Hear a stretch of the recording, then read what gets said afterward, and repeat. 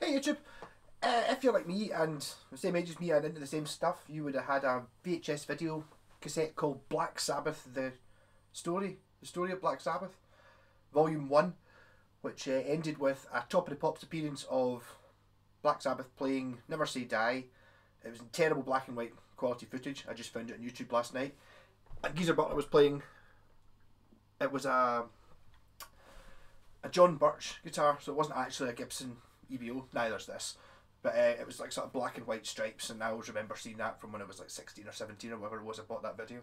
And always wanting a stripy one. So I made one actually about 5, maybe more than that, years ago. I did an SG guitar and I taped it off and striped it. But now I've got the bass. So this is the Epiphone EBO, which I bought cheap because the neck had broken off it. It's like, what, I don't know how it's happened. Well, basically I had a missing tuner, so if you look, this tuner is bigger. One of these tuners is not like the others. It's this one. It's not different enough to be noticeable to me. Notice I didn't paint the back of the neck. I decided that it might wear off and feel funny, so it looks a wee bit odd from the sides. Yeah. So what happened here is the neck had snapped off that way, but what had happened was that the screws, the body was intact, and it sort of ripped out the screw holes in the base of the neck. So all I did was basically just glue the bastard on with PU glue and then put the screws back in again, clamped it up overnight, and it now seems to be totally solid. So it's now a set neck as such, sort of, even though it's still got a neck plate that's still bolted on as well. It's also glued in, so it should just last forever. Luckily I did check to make sure the neck angle was right to get the action low enough before I did that. There's a little bit of play in it, so I can actually lower the bridge a little bit more if I really wanted to, but it's playing alright. Yeah, so mods to this. When I bought it, I'm in a Black Sabbath tribute band who I should be advertising for this. I'm playing a gig next Friday, the 21st, in a place called Audio in Glasgow. You should come and see us.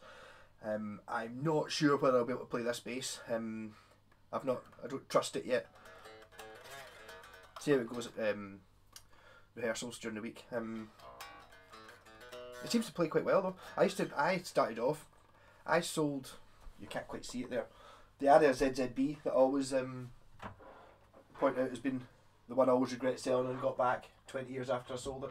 I traded that in against one of these, not this colour, well, yeah, that colour, and it was the serial number. I still remember it to this day. It was 98000. I don't know. Can't remember how many zeros. 00008, because I reckoned it was the 8th one they ever made, the Epiphone EBO, and I hated it. Well, I loved it at the time, but it wasn't in like as good as the Aria. And then later on, when I moved up to the Schecter P bass, or I got a shot of a P bass, it was an awful lot better. But these things, I don't know. It's like how you set them up. There's things. The problem I had with the Epiphone EBO is that the tuners, see the sort of metal, they call it an elephant ear bit here. These rattled. They kind of came loose and they rattled back and forward. So when you played it just went. So I had to end up filling it. I had things wedged in it before I knew you could just fill it with super glue. It does happen occasionally. So I had one pickup, a really thuddy sound, and I put the wrong strings on it. I had flat wounds on it, and this thing was just a it never. But that was before I knew how to fix these things up.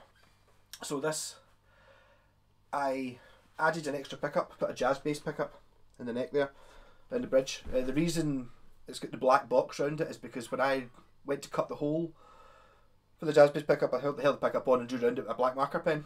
And I was like, yeah, that's fine. So I routed it out, got the pickup in, painted the whole guitar white, and you could still see the black marker pen round about the, coming through the white paint. So I just thought, sod it, when I tape it off to paint the black on, I'll just tape it off to make it look like that. And it actually looks like a much more interesting pickup now. It looks like I've got some mad big thing with it. If you see it there, it's a rail. Whoa! This cable's not long enough, is it? Yeah, so it's a rail one. The reason I used that was because I'm not sure about the string spacing on this guitar. It might be slightly different from normal ones, and I got that in. I bought a Peavey 7-string guitar, which I've actually still got the neck for, and it had that as the neck pickup. someone had sort of hacked away and stuck. I don't know what they were thinking. So that's when it actually came out of a guitar. I don't know where it came from originally. It doesn't look like a particularly expensive one. And this is the original Sidewinder pickup, which I wish I'd taken a photo of when I had it out, but I didn't. It's a huge thing. It's like a brick. It's like it's not like a normal pickup. It's like the magnets are on the sides, hence its name Sidewinder. So they're kind of that way, and the poles are up to the middle. So it's if you imagine having two pickups sort of facing each other with a set of pole pieces in the middle. That's what this is. So I suppose it's a humbucker. Don't know, but they've got a really interesting look to it, and a different sound as well. Yeah, so as I said, I had it painted white. I stuck this pickup in it, and then I striped it out. If you look at Geezer Butler's one in the Never Say Die video, actually there's a picture of it. You can look it up. There's a couple. If you type in Geezer Butler EBO or Geezer Butler Gibson, you get like 3 photos of varying quality online of him playing it. His one has much thinner white gaps and much thinner black stripes, but so he'd like maybe 1.5 times as many stripes as I did, but he must have had thinner masking tape. I just used the masking tape I had. I could probably have got thinner stuff. I wasn't really that bothered. I did it for a laugh, like, and it's obviously, I don't know how you would do this to get it perfect, like trying to get the stripes to go all the way around the outside.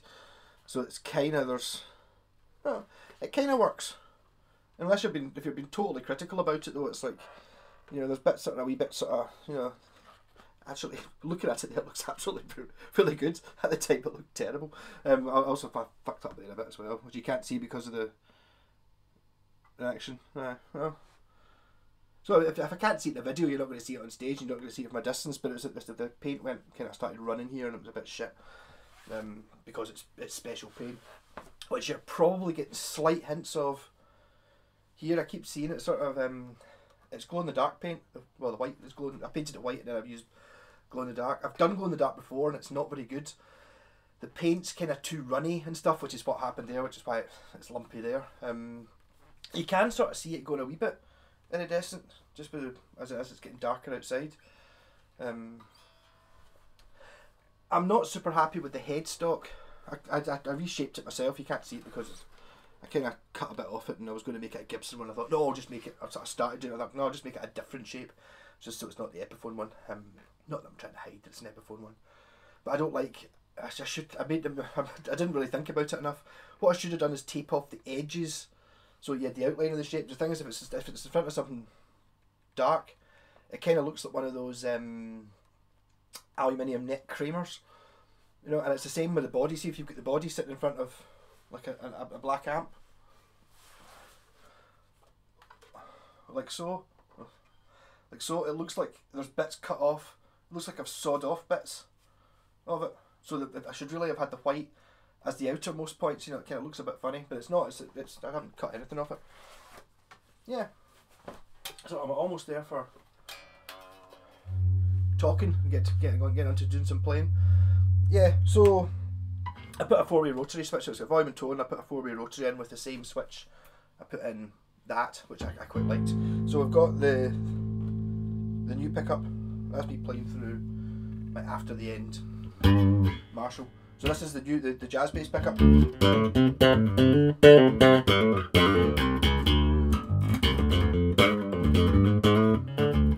if you know what these bit basses normally sound like, you can never get this sound out of them. Not that you'd want to. Here's my new drum pedal.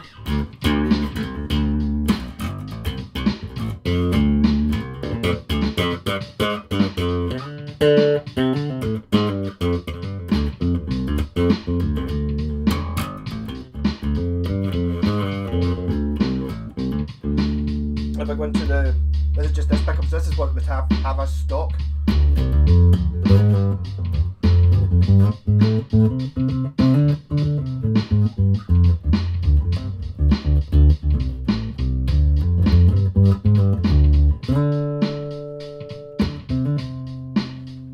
Bit of tone off.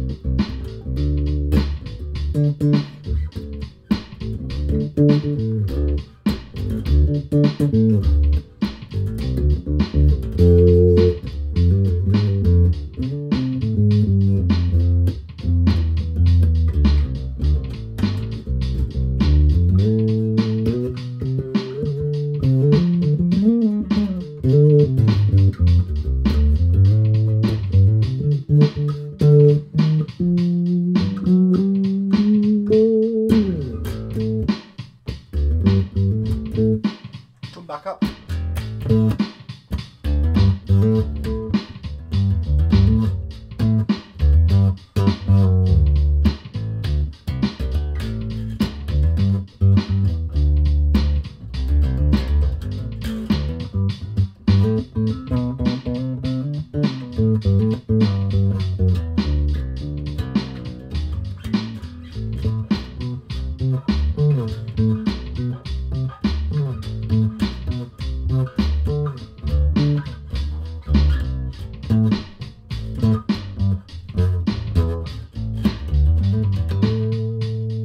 So for the next one on the rotary is both of them on, which is a little bit different.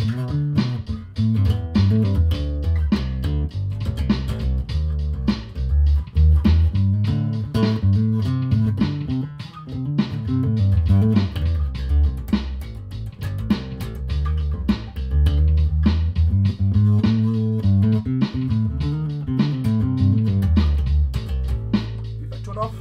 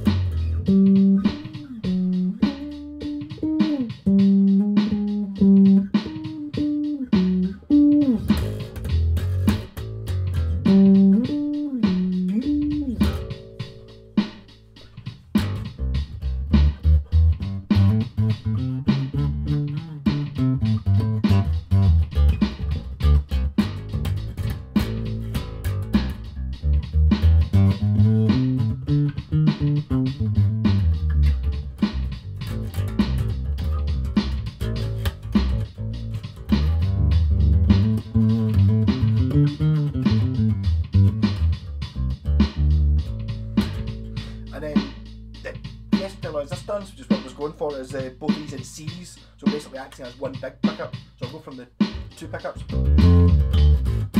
Tone.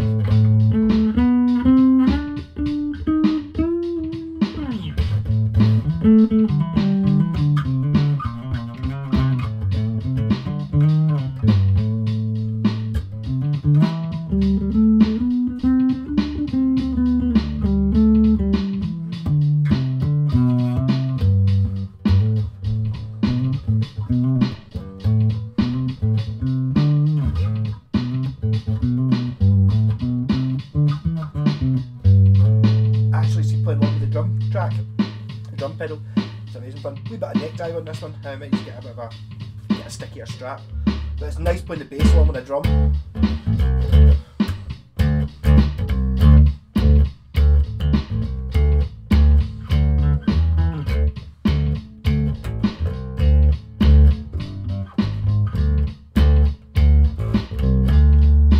Back to the treble pickup.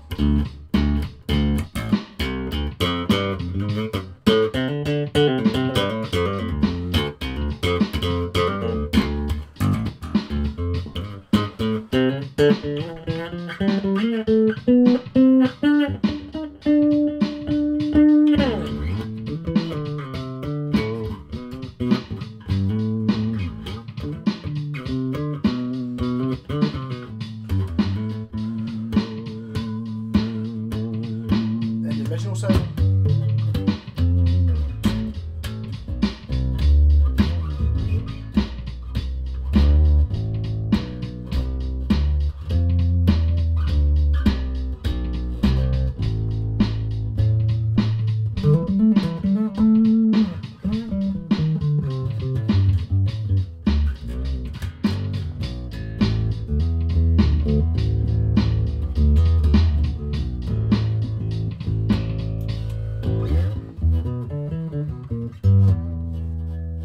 So I suppose technically, as you think about it, it's not really an EBO anymore. It's an EB3, isn't it?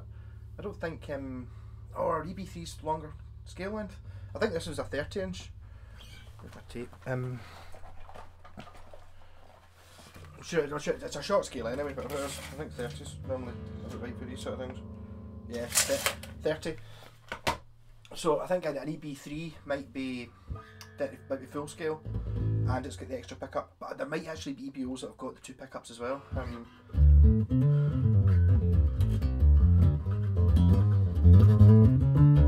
Artec actually do a rather nice looking pickup for the bridge position, what's more what should be in this, or what should be in an EB3 for I think it's about 35 quid. That looked pretty good, but when you've actually got one that I got free another guitar that's free, so and I wanted this bass now, so I just need to work out something to do. I feel the headstock needs something. I don't know if it needs a sticker or something. I was thinking of I know Geezer Butler used to. I don't think it was on the bass that looked like this. He definitely had a bass that had a sticker on it that said, it was looked like the Coca-Cola logo, but it said cocaine on it. Because they spent more money on coke than they did on making albums. So I was actually thinking of getting a Coca-Cola sticker, not a cocaine sticker, just a Coca-Cola one, as a wee sort of hint. Cause I do like I do like Coca-Cola. I wouldn't touch cocaine. No, I've seen too many people take that, and it's like, you want to be a complete arsehole? Take that. Yeah. It's like, I won't get into my drug rant, but my god, people full of coke are so annoying. I can't bear to even talk to them for 5 minutes.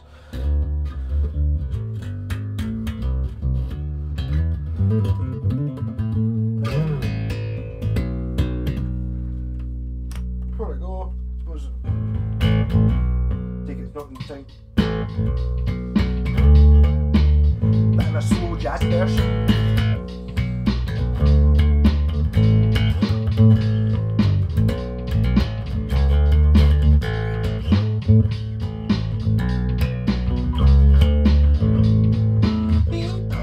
Nowhere, taken for a ride, looking for the answer that they know inside, looking for a reason, got no place to hide, no one's innocent, partners in crime. Don't you ever have to worry, don't you ever wonder why, it's a part of me that tells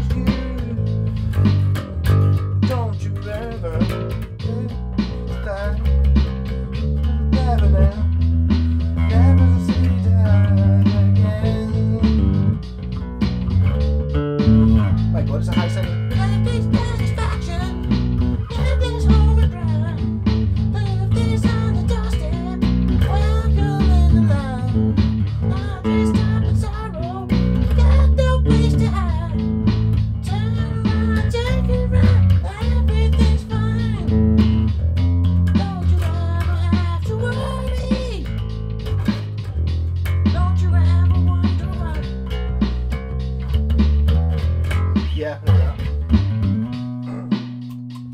so glad I didn't. When we got the new singer for the Sabbath band, when the other singer left, I was thinking, oh, maybe I could do it, and it's like, I just can't. There's some songs I can sing along with playing the bass, but I just can't sing the right notes. There's so many. I used to be able to sing Sympathy of the Universe, I just can't do it anymore. I think when you get old, your voice goes, and it's just like, I just can't. Take me through the century. I used to be able to sing that properly. It's like, no, that's not even the high. It's the next line that's high.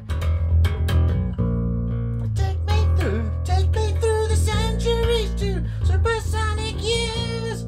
Electrifying enemies drowning in his tears. This one. All I have to give you is a love that never dies. Yeah, so I'm not doing it. So I'm not the singer, you don't have to worry about that. And I don't know if you come and see me, I don't know if I'll be playing this.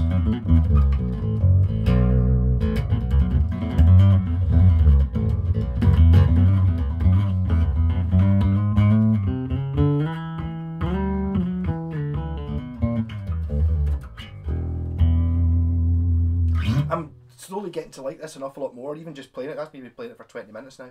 I literally played it for 5 minutes just to make sure it worked before I hit record on the video. So it's, I think I'm tainted from having that one I didn't like years ago. The EBO that I put flat brown strings on it, which killed any treble there was. Not that there was very much anyway to start with. And I think having the extra pickup, like the original sound, it is kind of very rounded and good, but not very much you can do with it. If you're not wanting that sound, you're stuffed. Whereas definitely having that's much more P-bassy.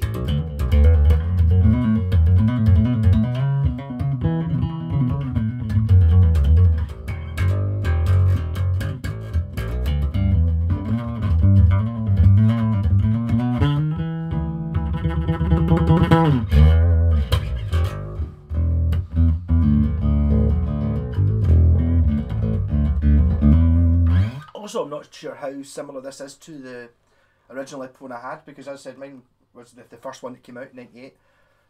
So that tells you when I bought it actually. So I bought it in '98, and it was serial number 8. And the guy who I bought it off, because I'd pre-ordered it when I heard they were coming out. It wasn't even in the country yet, because I had my Epiphone SG, and I always wanted an SG bass because you didn't get them back then. The only option for getting an SG bass or an EBO was to get a real Gibson one, which they stopped making in like 1975 or something like that. So they were mega expensive, and a lot of them are sort of really odd looking, not very particularly pretty. I always remember seeing one, it was like 900 quid, and it had like a slotted headstock, you know, like an acoustic, and it looked awfully flimsy. So I always wanted an SG bass, and you didn't get a Gibson one either. So when it came out, I was all over it, going, yes, always wanted one, because I always loved SG, and it's just like, you know, I could, geezer butler played one of these and all that, and then eventually I found the Gibson EBO. So after I sold my Epiphone one, I found the Gibson one. It was like, right, that's me sorted for life. Then about 5 years later, they started making them again. The Gibson started making them again. It's like, all right. So they're no longer the exclusive things that they were when I was, 17 or 18, when it was like, you just did not get SG bass or EBOs. Now they're commonplace.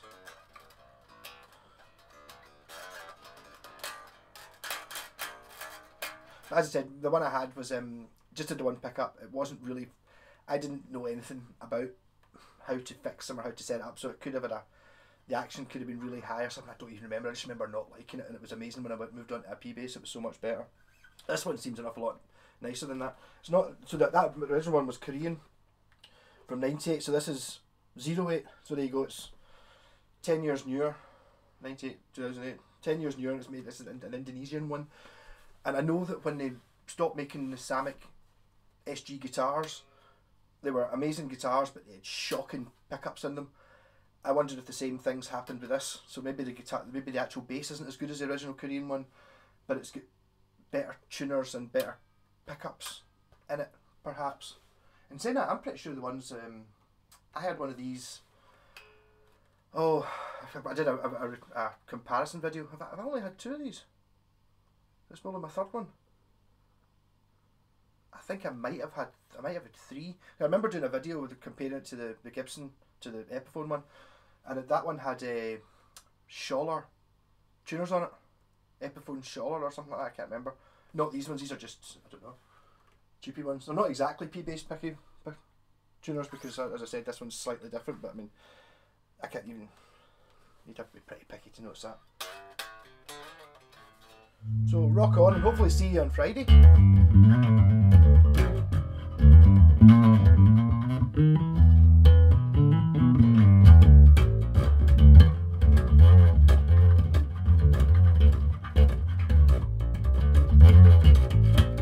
Wonder if it'll look glow in the dark before I go if I turn off. Not quite. I'm going to turn off this light. No, what if I close the curtains? I'll just leave you in darkness. I bet it's not gonna light up at all. Yeah, so it's really not particularly glow in the darky. It might look good on stage under a black light or something like that. Right, so from Blurland, rock on!